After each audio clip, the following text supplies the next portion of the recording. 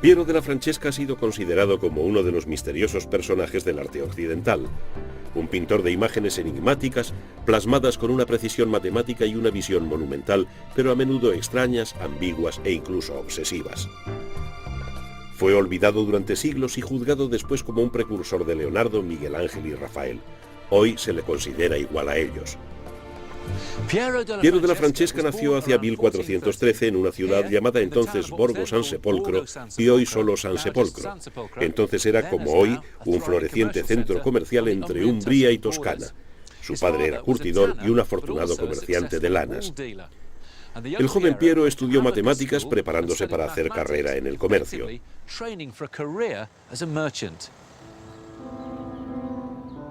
Sabemos muy poco de su vida. Conocemos las 26 pinturas que han sobrevivido, la mayoría en su lugar de origen. Pero podemos seguir su historia lo suficiente para afirmar que en su adolescencia ya había tomado el camino del arte. Pero San Sepolcro debió de parecerle muy limitado a este joven ambicioso y, como tantos otros, decidió viajar. En primer lugar, Piero fue a Perugia, donde conoció a un conocido pintor local, Domenico Veneziano. Llegaron juntos a Florencia en 1439 para trabajar en la decoración mural de una iglesia hoy destruida. Florencia era entonces la cuna de la cultura. 50 años antes se había producido un renacimiento del clasicismo y en la época de Piero el auge de los estudios y las artes era tan extraordinario que sin duda estimuló al joven artista. Los años siguientes están en blanco para nosotros, pero sabemos que hacia los 30 años Piero volvió a San Sepolcro. Esta fue la primera obra importante de Piero como artista independiente. Sabemos que en 1445 firmó un contrato con una organización, la Compañía, constituida por devotos de Santa María de la Misericordia, y que poseía un oratorio o edificio en las afueras de San Sepolcro dedicado a la atención a los enfermos y a los pobres. Este era el retablo que se encargó para la capilla. La estructura es compleja, porque Piero tuvo que pintarlo sobre el marco de un retablo anterior, y ese marco, sin duda muy elaborado, se ha perdido.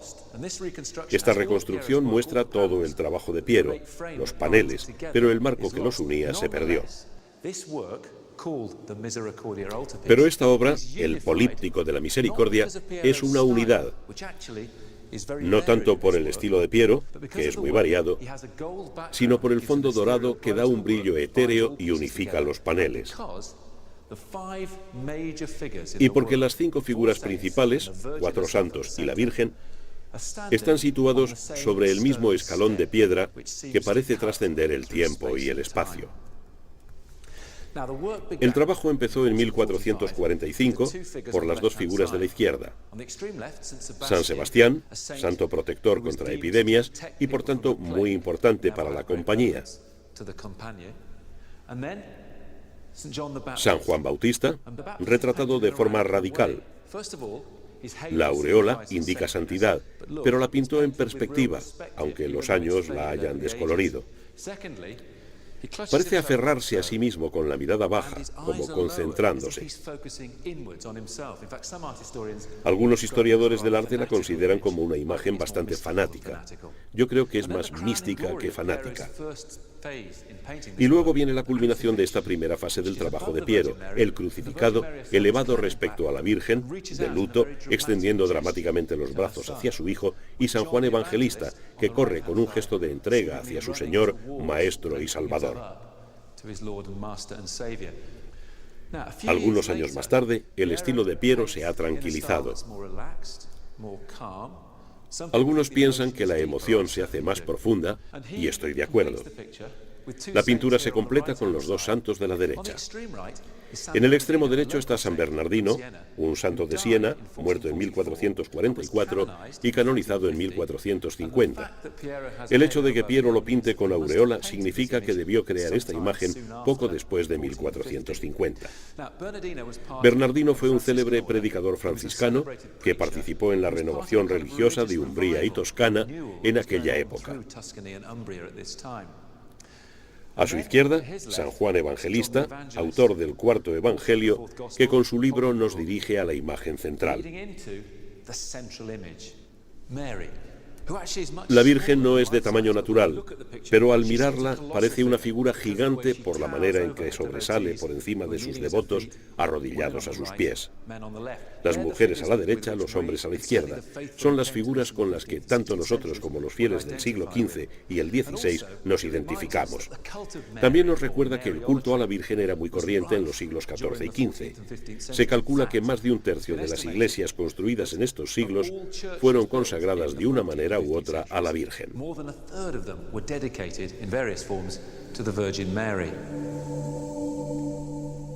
Hacia 1450 la reputación de Piero se extendía, pues recibió un encargo de Sigismundo Pandolfo Malatesta, señor de Rímini.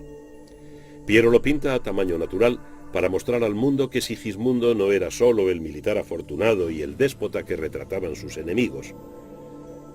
Se arrodilla a los pies de su santo patrón, efectivamente enterrado en la capilla en la que se realizó el fresco. El trabajo de Piero como artista es tratar de darle vida a todo esto. La mayor parte de la obra de Piero está en su ciudad natal. Esta obra se pintó hacia 1455, cuando Piero vivía en San Sepolcro.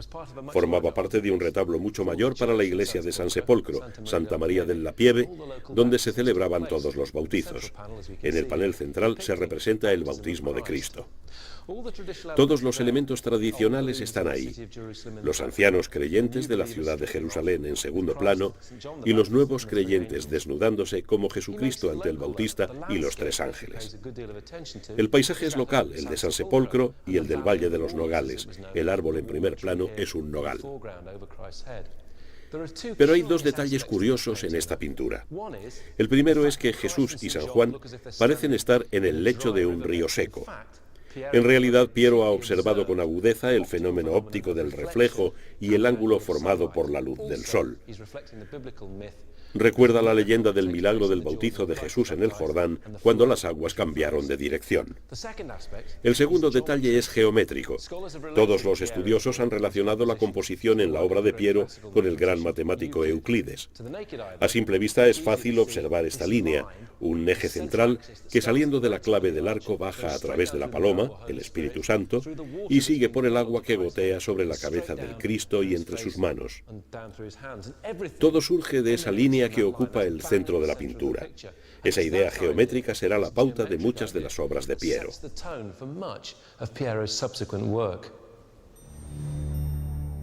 Ese intenso sentido de la geometría se ve mejor en esta obra, quizá la más extraña, creada hacia 1458. La flagelación de Jesucristo, atado a una columna y azotado por unos lánguidos soldados romanos ante la mirada de Poncio Pilato. En primer plano, tres individuos vestidos como los nobles de la época parecen indiferentes a lo que ocurre. Se han dado numerosas interpretaciones de esta iconografía.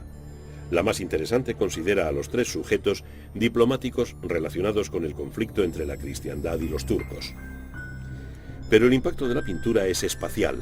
Es como un gigantesco tablero de ajedrez, con sus piezas y con una perspectiva tan elaborada que se podría reproducir en plano y en alzado, creando así un decorado claustrofóbico en el que se lleva a cabo despreocupadamente un rito brutal. En 1458 Piero llega a Roma para decorar los apartamentos de Pío II, un trabajo que algunas décadas más tarde fue recubierto por Rafael. Pero según nuestros datos, Piero recibe la noticia de la muerte de su madre, por lo que vuelve a San Sepolcro. Parece probable que poco después de la muerte de su madre, Piero comenzara a trabajar en una de sus obras más populares, la Virgen del Parto. Este nombre parece un tanto inapropiado, por cuanto no está dando a luz, aunque evidentemente está embarazada. La obra se encuentra en Monterchi, un pueblecito de montaña a 9 kilómetros de San Sepolcro. Piero la pintó al fresco sobre un retablo ya existente en la iglesia del pueblo, pero fue trasladada a un oscuro edificio escolar y protegida con un panel de cristal de los peregrinos que venían de todo el mundo a verla. Básicamente se trata de una imagen de la revelación. Los dos ángeles abren las cortinas de cada lado para mostrarla. Lo subraya el gesto de su mano mostrando el vientre. Esto realza la idea de lo que hay en ese vientre y de lo que está por llegar en ese espacio asombroso que Piero ha creado detrás de ella con el palio. El concepto de correspondencias superpuestas queda maravillosamente expresado en los dos ángeles, que son imágenes especulares uno del otro. Sin duda la razón es que Piero utilizó el mismo boceto para ambos ángeles, invirtiéndolo. Lo mismo hizo con los colores de las túnicas y las alas en rojos oscuros y verdes. La imagen central, dominante y dramática, es la abertura que ella señala en su túnica. Hay dos lecturas. La primera es la vaginal, es la abertura por donde nacerá Cristo, pero también puede ser una herida, y es una anticipación de la herida de Cristo en la cruz. En una imagen de nacimiento, la muerte está presente. Pero la Virgen portadora del Niño Dios es un símbolo de esperanza. El mundo se salva por la llegada de Cristo, el camino hacia la redención. Viene gente de todo el mundo para contemplar esta imagen, pero su fuerza crece ante lo que sabemos de la intención original del autor. Cuando estaba en un retablo en una iglesia, participaba en un culto muy desarrollado en Toscana y Umbría en el siglo XIV. Las embarazadas, ante imágenes así, para asegurarse un parto feliz, y las estériles rezaban para ser fértiles y tener hijos. Cuando miramos esta imagen y la comparamos con otras vírgenes de Piero, esta parece más personal, menos convencional, y pensamos que tendría algo que ver con su propia madre y con su estado de ánimo tras su muerte. La Virgen del Parto es quizás el cuadro más personal de Piero, pero pronto sería eclipsado por la obra más ambiciosa de su vida.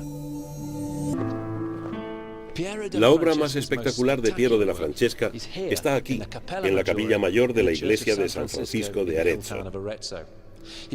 Comenzó la obra a mediados de los 50 y sabemos que la terminó en 1466. Es una saga épica al fresco que ocupa las paredes con unas 15 grandes escenas sobre la historia de la verdadera cruz. Fue un encargo de unos ricos comerciantes, los Bacci, pero el planteamiento lo decidieron los franciscanos a cargo de la Iglesia. Desde el principio, Piero impuso su originalidad. Quería experimentar, entre otras cosas, con la técnica del fresco. Tradicionalmente se aplicaba al enlucido húmedo y así lo empezó. Pero restauraciones y limpiezas han demostrado que también empleó pinturas al temple y al óleo por encima del fresco ya seco para darle brillo. Por desgracia, estos frescos se restauraron mal en el siglo XIX, se humedecieron y algunas zonas se han borrado. Pero aún queda lo suficiente para apreciar su perfección. La historia de la Vera Cruz es una epopeya del siglo XIII en la que la cruz es instrumento de salvación y el mito cuenta cómo se pierde, se recupera y se devuelve a Jerusalén. Piero nos cuenta todo esto, pero desde el principio muestra su propia y original visión. Empieza por arriba con algo surgido de su imaginación. Vemos a Adán y Eva ya ancianos comentando con sus hijos las consecuencias del pecado original y cómo la salvación solo puede venir por la cruz. A partir de ahí se desarrolla la epopeya de la búsqueda de la cruz mediante una serie de imágenes. Los historiadores dicen que el público de la época lo comprendía todo, pero para mí resulta una experiencia muy compleja. Los ojos van de izquierda a derecha y viceversa, de arriba a abajo y en diagonal. Creo que aquí ha trabajado la inteligencia lógica de un matemático. Lo que me gusta es cómo se organizan estas juxtaposiciones. Las más llamativas son las dos grandes escenas de batalla, en la parte baja, las más cercanas al espectador. Comienzan en el muro más alejado, con una imagen de Constantino, el primer emperador cristiano, derrotando a los infieles que escapan del río y se pierden en la lejanía. Lo único que hace es mostrarles la cruz. En lugar de emplear la fuerza militar, se produce un milagro. En esta pared, enfrente de la poco bélica escena que hemos visto allí, Piero crea uno de los cuadros de batalla más extraordinarios del arte italiano. Cada vez que se mira, revela diferentes motivos y facetas. Para empezar, parece que Piero ha pintado 7 u 8 filas de soldados en profundidad. Podría decirse que sobran 3 o 4 filas, pero él quiso transmitir la imagen del caos. En la pintura hay unas imágenes extraordinarias, expresiones de temor, de furia, de humildad, extraños detalles como el de las piernas de la esquina izquierda dobladas sobre una cabeza cortada. Es una de esas obras que parecen al mismo tiempo intensamente personales y universales. Sabemos que Piero pudo ser testigo de la batalla de Anghiari en 1440 entre milaneses y florentinos. Y sabemos que en 1453 el pueblo de San Sepolcro le entregó una ballesta por si tenía que participar en una batalla contra los napolitanos. Esta sensación de claustrofobia y de tumulto puede ser el resultado de una experiencia directa. La auténtica importancia de esta obra, aparte de su ambición, su tamaño, su agitación y su virtuosismo, es que sitúa a Piero della Francesca en la vanguardia del arte italiano y occidental, varios siglos antes de ser apreciado como un genio. Por lo que sabemos, Piero fue soltero y sin hijos. Es un tópico, pero se diría que estaba casado con su arte.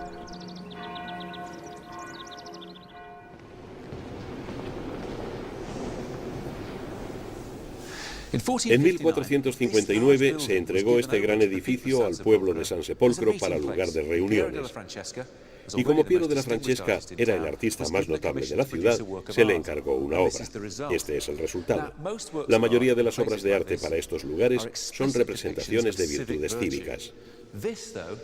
Pero estamos ante un caso único. Es un tema religioso y de los más difíciles, la resurrección de Cristo, mencionada en los Evangelios, pero no descrita explícitamente. ¿Por qué lo haría Piero? La respuesta más evidente es que retrata a Cristo surgiendo de la tumba, del Santo Sepulcro, que es el nombre de la ciudad a donde, según el mito, se trajeron fragmentos de la tumba de Cristo en el primer o segundo siglo después de su muerte. El planteamiento que Piero hace de la resurrección es personal y original. Nosotros estamos debajo, a 2 metros del extremo inferior, y miramos hacia arriba. Lo primero que vemos son 4 soldados, algunos dormidos. Otros se cubren los ojos, como si no soportase ver lo que vemos nosotros. Luego vemos el Santo Sepulcro. Aquí hay un elemento misterioso, porque no sabemos cómo lo ha logrado. No se ve si la lápida ha sido apartada. Al no mostrar demasiado, Piero conserva el misterio de la resurrección. Por otra parte, nos muestra mucho de Cristo. Una figura musculosa, creíble, como uno de nosotros, aunque mayor que nosotros, mayor que la vida. Y luego hay otro cambio de perspectiva, porque al mirar a Cristo nos encontramos a su nivel. Es decir, retrató a Cristo a nuestro mismo nivel, lo que sugiere un hombre real que ha vencido a la muerte, en lugar de esas fantasiosas narraciones de un Cristo revoloteando sobre su tumba.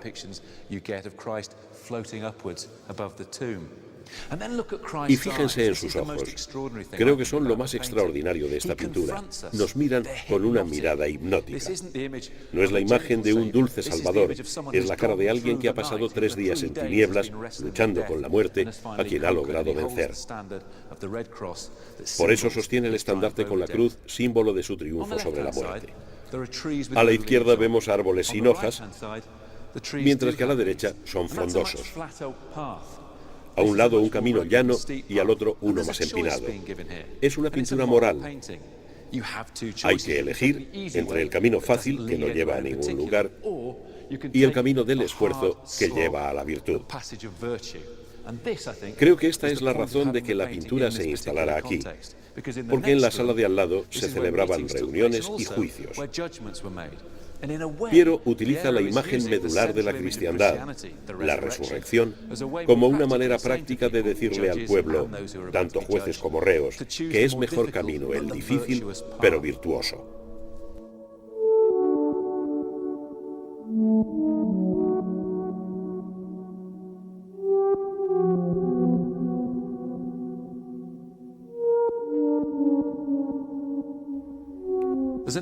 Esta pintura tiene un bonito epílogo. Se cree que el soldado recostado contra la tumba con los ojos cerrados puede ser el propio Piero, un autorretrato. Nunca lo sabremos, pero creo que es interesante, porque la mayoría de los artistas se retratan con los ojos abiertos, mirando cómo contemplamos su obra. Pero Piero, uno de los personajes más enigmáticos y misteriosos del arte occidental, se retrató con los ojos cerrados. Es irónico pensar que esto es lo más cerca que podemos estar de él.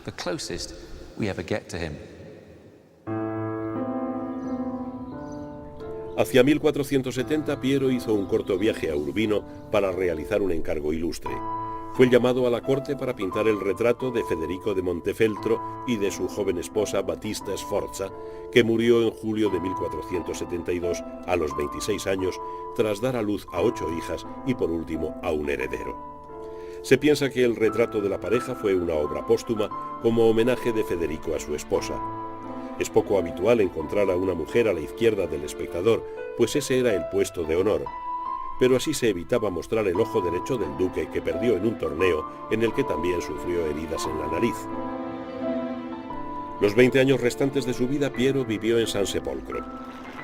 A mediados de los 70, empezó a escribir un tratado de perspectiva. A su muerte, esto le dio más fama que sus pinturas. El trabajo de Piero analizaba las proporciones del cuerpo humano, lo que formaba parte del programa general de estudios del Renacimiento, que veía al hombre como medida de todas las cosas. Pero Piero no era solo un estudioso de fórmulas matemáticas.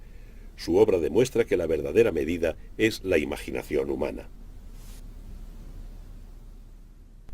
Habiendo dedicado su vida a pintar cuadros para otros, Piero terminó su carrera trabajando para su mausoleo familiar. Esta obra, limpiada de una manera tan ruda en el pasado que la superficie quedó dañada, es una natividad. Se ven los pastores en segundo plano y un coro angélico tocando y cantando ante el niño Dios, acostado sobre el manto de su madre. Es una imagen extraña e inconexa, pero alegre, como si Piero se hubiera despojado de sus sombras habituales para una gran celebración, y transportando de nuevo una escena sacra en Tierra Santa a las afueras de San Sepolcro. Piero murió en 1492 y su fama disminuyó rápidamente, en parte porque los grandes genios del Renacimiento hacían su aparición y en parte por encontrarse su obra en lugares tan escondidos. Pero 400 años después su fama floreció. Cézanne y Picasso lo aclamaron. Hoy miles de personas peregrinan hacia Italia en su busca, pero sigue siendo el más enigmático de los grandes artistas.